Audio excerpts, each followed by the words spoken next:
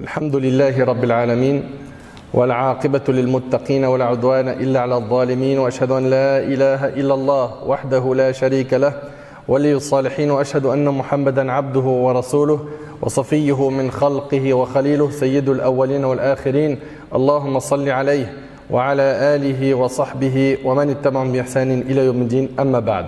Mes chers frères et sœurs, aujourd'hui avec l'aide d'Allah Tabarak wa Ta'ala, on va vous parler d'une chose que tout le monde a connue dans sa vie et que certains, pendant que je suis en train de parler là, vivent cette chose. Cette chose-là a touché énormément de monde. Gouverneurs et gouvernés, riches et pauvres, le roi dans son royaume, l'emprisonné dans sa prison, l'employé dans son entreprise, hommes, femmes, petits et grands. Il n'y a pas une personne qui n'a pas été touchée par cette chose dont on va parler aujourd'hui. Cette chose, mes chers frères et sœurs, c'est les soucis.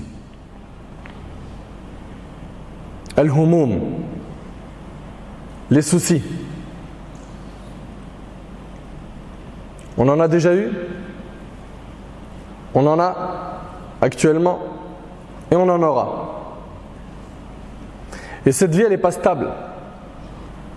Cette vie, elle n'est pas stable. La stabilité, bi'idhnillah, on la trouvera lorsqu'on aura mis nos deux pieds fil jannah. Allahumma ja'alna min ahli al-jannah ya Rabb.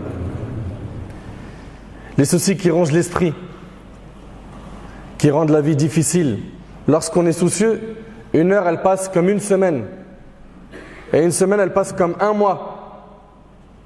Quand on est dans les soucis, le cerveau est très affecté. Le cœur prend un coup.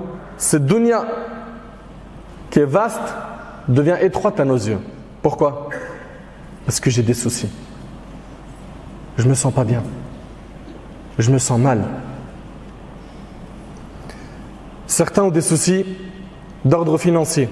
D'autres, c'est des soucis dans leur travail. D'autres, c'est dans leur vie de couple. D'autres, c'est dans leur célibat. D'autres, c'est avec leurs enfants. Ils sont soucieux. D'autres, ils ont des soucis scolaires. Je passe un examen à la fin de l'année. Il faut que je le valide. Tout le monde sur Terre vit de temps à autre des soucis.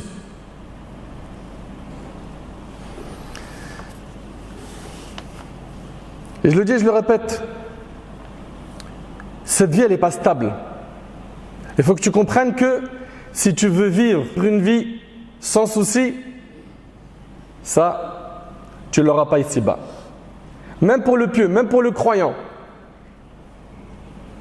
Les soucis, Allah Tabarak wa Ta'ala va les envoyer à tout le monde afin d'éprouver les gens.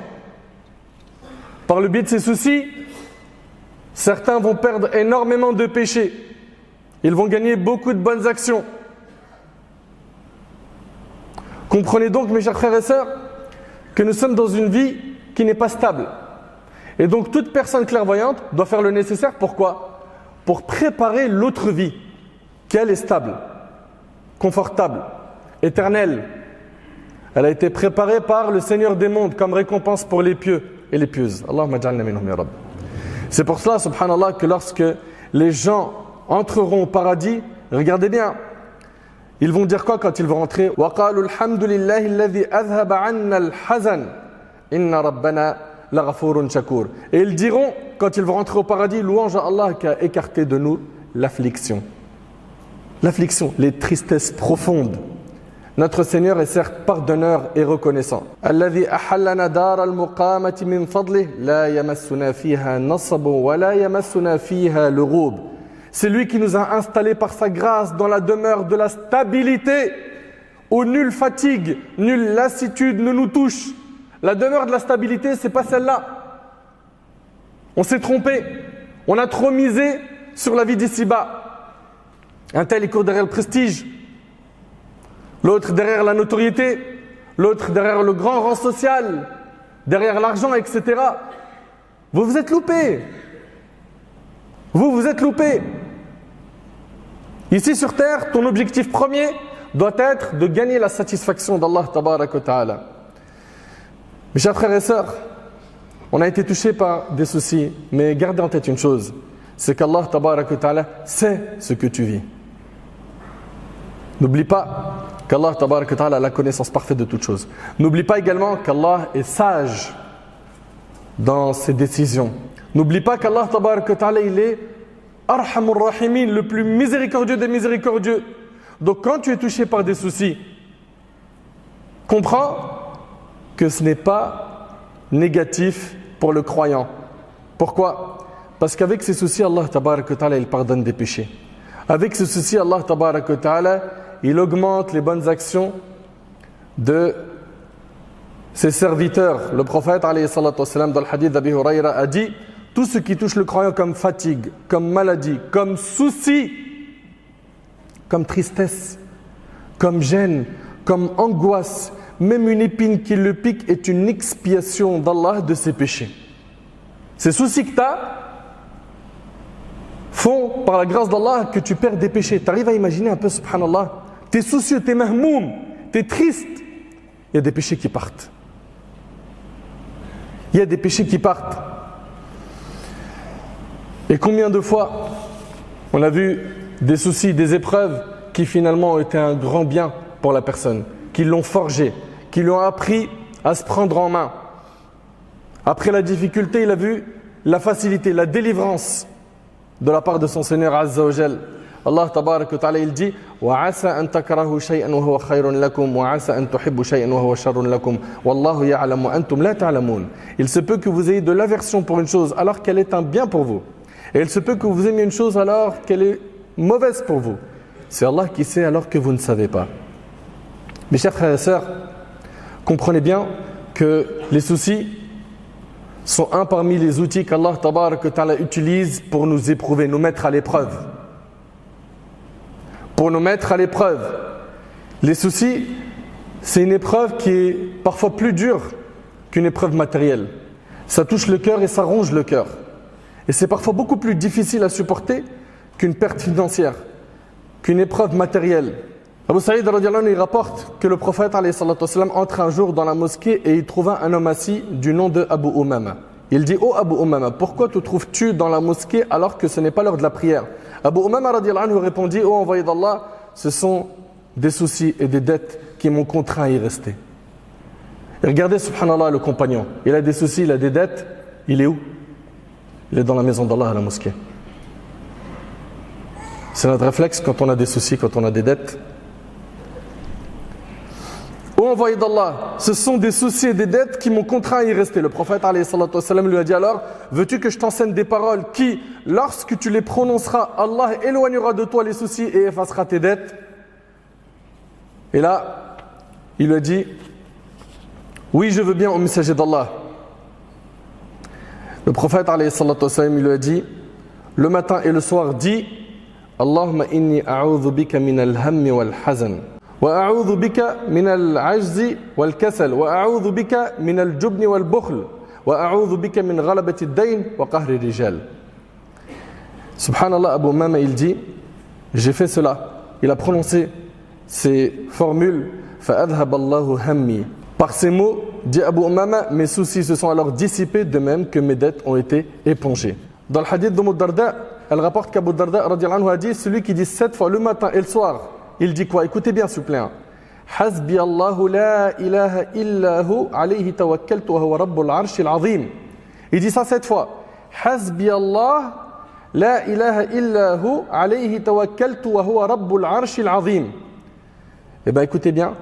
Il dit celui qui dit ça 7 fois, ce qui signifie Allah me suffit. Il n'y a pas d'autre divinité méritant d'être adorée en dehors de lui. C'est en lui que je place ma confiance et il est le Seigneur du trône immense. Alors Allah lui suffit à propos de ce qui lui cause du souci. Donc Allah tabaraka wa ta'ala, il te réglera quoi? Te soucie par le fait que tu dises cette formule 7 fois le matin et 7 fois le soir. C'est que les invocations du matin se font entre le lever de l'aube et le lever du soleil, et celles de l'après-midi se font entre le asr et le coucher du soleil. Après, certains disent que al-waqt yamtad c'est-à-dire que le temps est plus grand que cela, mais retenez au moins cette opinion, barakallahu fikum. Toi qui as des soucis, multiplie le dhikr d'Allah subhanahu wa ta'ala. Ça veut dire quoi? Ça veut dire multiplie l'évocation. Selon Abdullah ibn Abbas, radiyallahu anhuma, le prophète sallallahu a dit, écoutez bien, il a dit Man lazima al-istighfar, ja'ala Allahu lahu min kulli diqin makhraja wa min kulli hammin faraja wa razaqahu min haythu la yahtasib. Celui qui fait beaucoup de demandes de pardon, il dit beaucoup astaghfirullah. Allah lui assure à chaque problème une solution et à chaque inquiétude une issue favorable et il lui accorde ses dons par des voies insoupçonnées. Le hadith, il a été rapporté par Abu Daoud, certains l'ont jugé faible, d'autres l'ont rendu Hassan. Pour ce qui est de ce hadith, retenez ahmiyat l'istighfar, l'importance de dire astaghfirullah. T'es soucieux, multiplie de dire astaghfirullah, astaghfirullah, astaghfirullah, astaghfirullah. Wallahi l'azim, ça fait disparaître les soucis. Ça règle des épreuves. Multiplie l'istighfar. Vous savez, notre grand problème, il est dans quoi? C'est qu'on s'est énormément plaint aux humains. On s'est plaint aux humains. On a cherché chez les humains des solutions. On s'est penché vers eux. Certains ont placé leur confiance aux humains. Moi, de toute façon, si je tombe, il y a un tel. S'il m'arrive un problème, alhamdoulilah, je connais un tel. Toute notre confiance, notre tawakkul, certains l'ont placé sur qui? Sur des humains. Résultat, leurs soucis se sont multipliés. Les problèmes ne se sont pas réglés. Leur situation, malheureusement, va de pire en pire.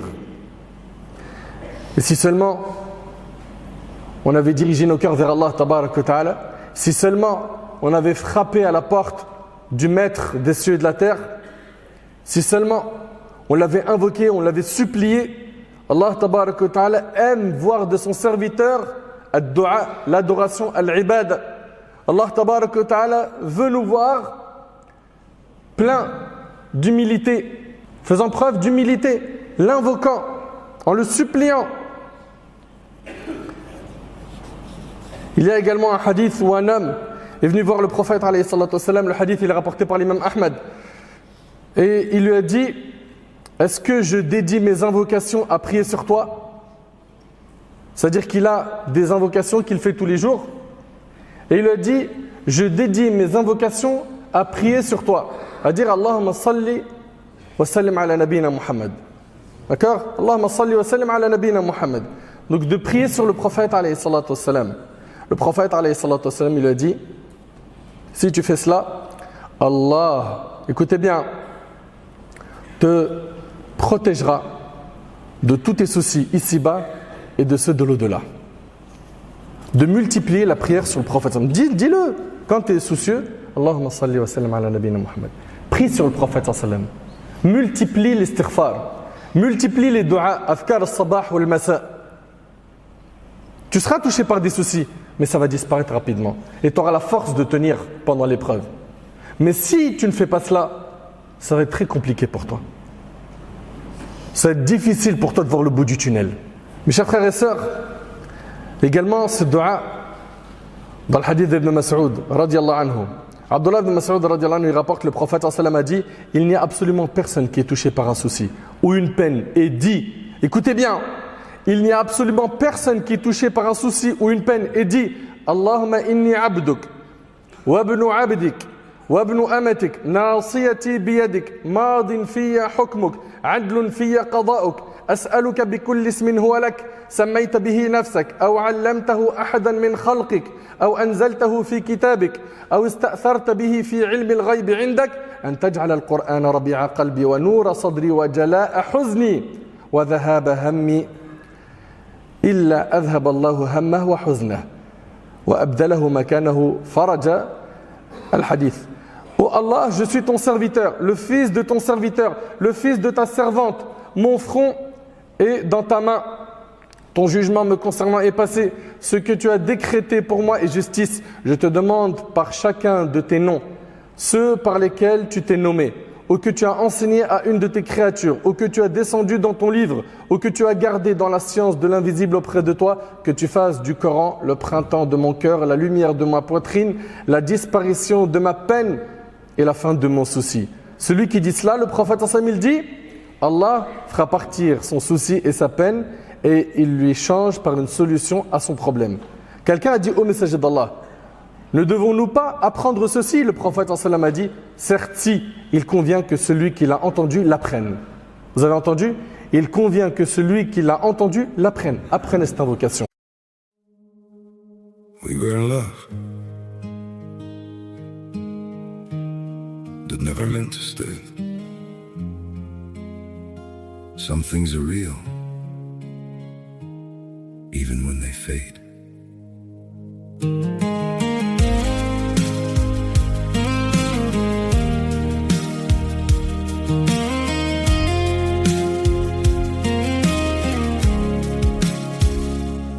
I used to think if we kept holding on, we could bend the truth somehow. But love can't fight what's pulling us apart, and it's breaking us down now.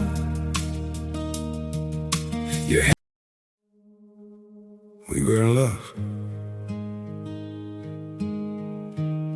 that never meant to stay. Some things are real, even when they fade.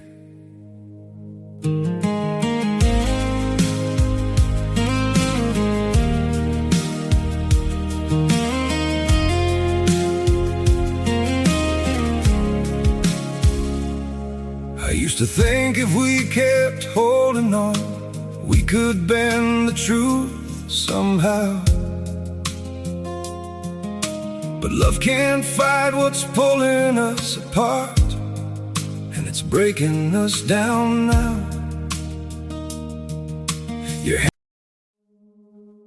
We were in love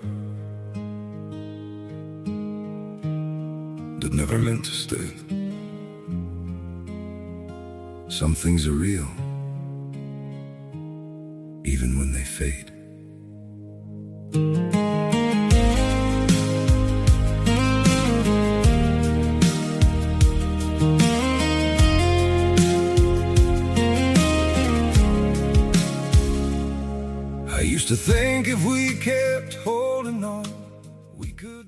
Ibn al-Qayyim rahimahullah, il dit que si le serviteur se réveille et que matin et soir, son principal souci, c'est de satisfaire Allah, son plus grand souci, c'est ça. Du matin au soir, il pense qu'à ça. Eh bien, Allah tabarak wa ta'ala dissipera ses soucis. Allah azza wa jal remplira son cœur d'amour pour lui, subhanahu. Allah subhanahu wa ta'ala fera que sa langue sera constamment dans le dhikr, que ses membres seront en permanence dans l'adoration. Par contre, si matin et soir, son principal souci c'est quoi? La dunya, la vie d'ici-bas, l'euro, gagner plus, travailler plus pour gagner plus. S'il est dans ce cas de figure, eh ben, sa situation va être difficile. D'ailleurs, Allah tabarak wa ta'ala, il dit « Wa man ya'shu an dhikri ar-Rahman nuqayyid lahu shaytana fa huwa lahu qarin » Et quiconque s'aveugle du rappel du tout miséricordieux, et quiconque s'aveugle et s'écarte du rappel du tout miséricordieux, tu t'écartes du Coran, tu t'écartes de la religion, tu t'écartes du dîn. Écoutez bien, Allah il dit, nous lui désignons un diable qui devient son compagnon inséparable. Subhanallah, ça explique énormément de choses ce verset. Tu t'écartes de la religion, Allah il te désigne un diable, ça devient ton compagnon inséparable. Tu as vu quand certains, des fois tu restes avec eux, ils sont tellement éloignés d'Allah, tu te dis mais c'est incroyable celui-là, il débite en haram. Mais ces personnes-là, il y a un diable, c'est leur compagnon inséparable. Pourquoi? Le chemin d'Allah, ils n'en veulent pas. Ils ne veulent pas le chemin de la religion. Ça ne les intéresse pas. D'après Abu Huraira radiyallahu anhu, le prophète a dit, celui qui aime qu'Allah l'exauce dans les moments difficiles et de soucis, qu'il multiplie les invocations dans les moments d'aisance rapportés par Tirmidhi. Quand tout va bien pour toi, alhamdoulilah, tu as à manger, tu as à boire, tu as la santé, tu as tout ce qu'il faut. Multiplie les invocations, multiplie les adorations. Quand tout ira mal, Allah tabarak wa ta'ala, il sera à tes côtés, il va te soutenir, il va t'aider. Par contre, comprends que quand tout va bien, si tu t'écartes du chemin d'Allah, quand tout ira mal, tu seras seul dans le trou de l'épreuve. Et ça va être très très très difficile pour toi. Donc mes frères, mes sœurs, vous avez des soucis, on en a tous. On en a tous. Apprenons à revenir vers l'essentiel, l'adoration d'Allah tabarak wa ta'ala. À faire de la satisfaction d'Allah notre plus grand souci, notre priorité. À multiplier le dhikr, surtout afkar al-sabah ou al-masa, ceux du matin et du soir. Pourquoi? C'est une protection pour le fils d'Adam. À multiplier la prière sur le prophète sallam. À multiplier la prière sur le prophète sallam, à multiplier l'istighfar, qu'Allah subhanahu wa ta'ala, qu'Allah azza wa jal dissipe nos soucis, qu'Allah tabarak wa ta'ala améliore notre situation, qu'Allah azza wa jal nous accorde la piété, une bonne compréhension de sa religion.